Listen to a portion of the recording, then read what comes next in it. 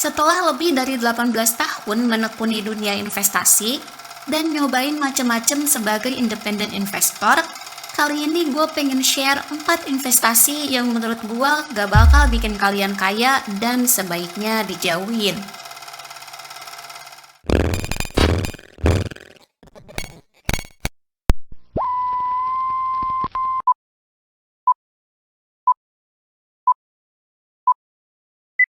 Hidup berkecukupan di masa pensiun dari hasil investasi adalah impian banyak orang. Dan sekarang itu ada banyak banget opsi yang bisa kalian pertimbangkan buat mencapai tujuan tersebut. Tapi dari pengalaman gua, ada 4 jenis investasi yang mending dihindari karena nggak bakal bikin aset kalian bertumbuh. Dan yang menariknya, keempat jenis investasi ini adalah hal-hal yang sering banget kita temui dalam kehidupan sehari-hari. Jadi jangan kemana-mana dan tonton video ini sampai habis biar kalian gak perlu mengulangi kesalahan yang sama kayak gue dulu.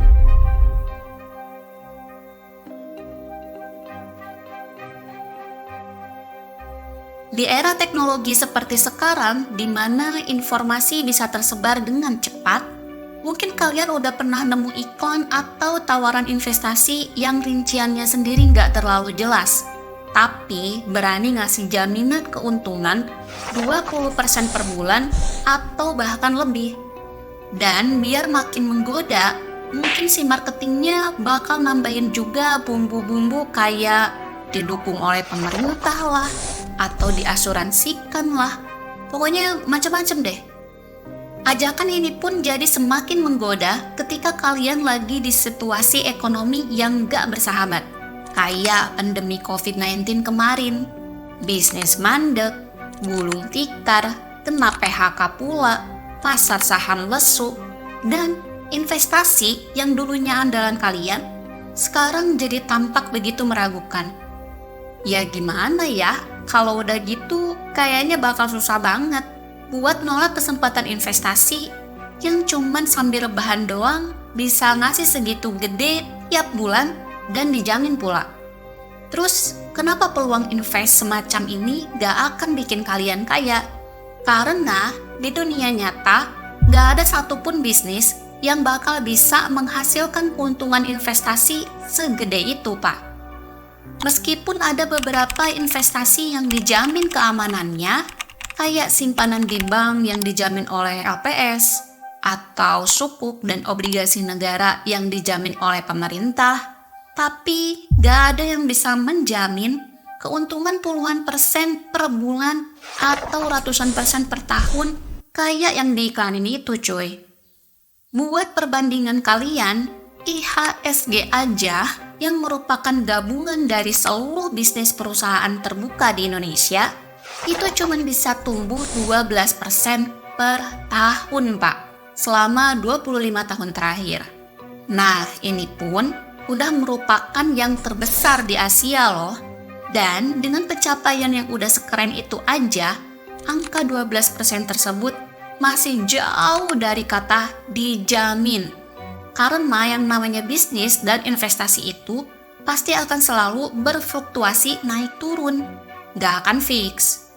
Jadi kalau ada investasi yang berani ngasih garansi keuntungan berpuluh-puluh persen, entah itu dari teman, tim marketing, situs online, atau apapun itu, maka patut dicurigai sebagai investasi bodong yang hanya akan menguras aset kalian dan perlu diselidik lebih lanjut kebenaran dan legalitasnya.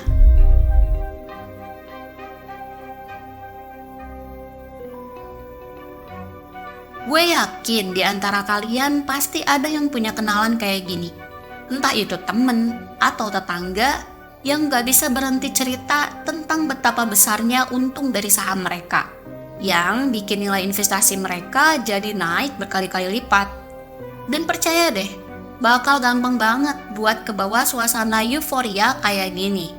Karena siapa sih yang mau nolak kesempatan ngerasain untung gede? Belum lagi kalau mereka ngasih bocoran rahasia sesama temen yang bikin kalian merasa punya kesempatan emas seakan-akan udah diajak join dalam sebuah petualangan seru.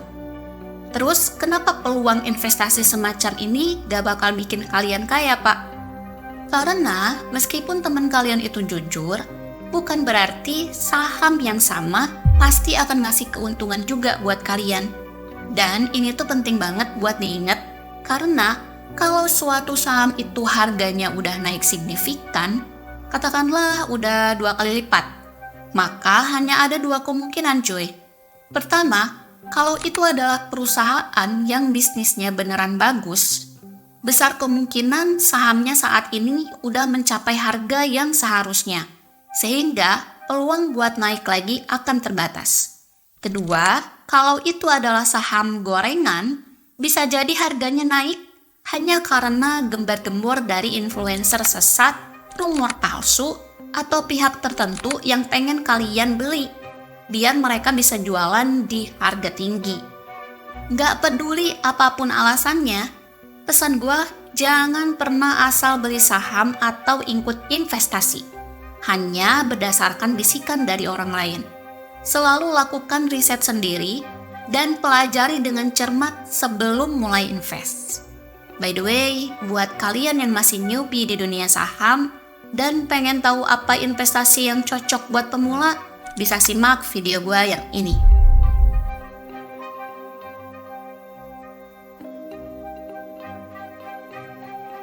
Oke, gue paham banget kalau pembahasan yang satu ini bakal jadi perdebatan yang seru. Karena di luaran sana banyak banget yang ngefans sama logam mulia, terutama emas. Bergantung pada situasi pasar, di masa-masa yang penuh gejolak kayak krisis ekonomi, pandemi COVID, atau perang di jalur Gaza baru-baru ini, harga logam mulia bisa melambung tinggi dan mengungguli pertumbuhan aset-aset investasi lainnya dalam jangka pendek.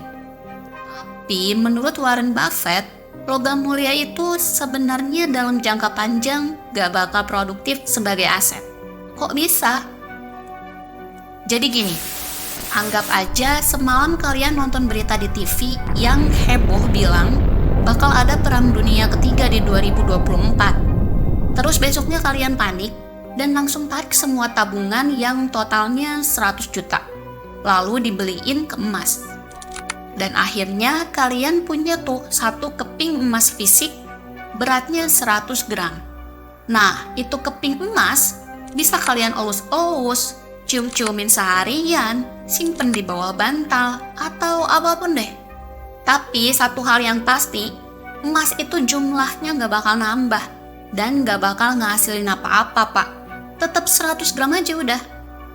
Sementara, kalau kalian investasiin di aset produktif, yang simple aja deh, kayak reksadana indeks, maka dalam jangka panjang, aset kalian bisa tumbuh 5 kali lebih cepat dibandingkan emas. Dan itu baru reksadana indeks aja loh. Kebayang nggak kalau kalian investnya di saham akan jauh lebih gede lagi potensinya. Oh ya, buat kalian yang pengen tahu apa itu reksadana indeks dan gimana step by stepnya buat pemula, bisa simak 2 video gue yang ini.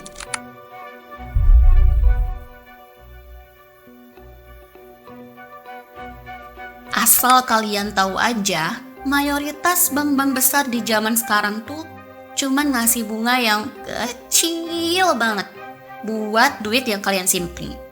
Bahkan buat tabungan 500 juta aja, kalian cuma dapat 0,6% doang per tahun, Pak. 1% pun nggak nyampe. Artinya, buat duit sebanyak itu, kalian cuma dikasih 3 juta aja setahun.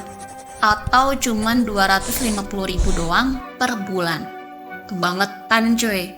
Jadi saran gua, kalau simpan duit di tabungan itu, mending secukupnya aja, buat keperluan harian dan dana darurat.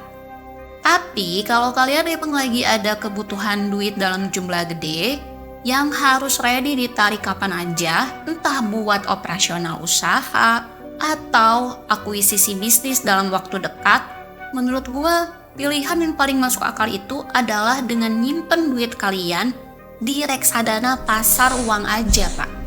Karena di situ, imbal hasilnya masih bisa di kisaran 4-5% per tahun. masih jauh lebih mendingan dibanding tabungan di bank. Oh iya, buat kalian yang penasaran, berapa seharusnya dana darurat yang wajar atau pengen tahu apa itu reksadana pasar uang, bisa nontonin 2 video gue yang ini. Oke, itu dulu buat kali ini. Jangan lupa buat share pendapat kalian tentang investasi-investasi ini di kolom komentar. Dan reminder dari gue, bijaklah dalam berinvestasi, biar duit kalian aman dan bisa terus berkembang. Always do your own research dan pelajari dulu sebelum kalian investasi entah apapun itu.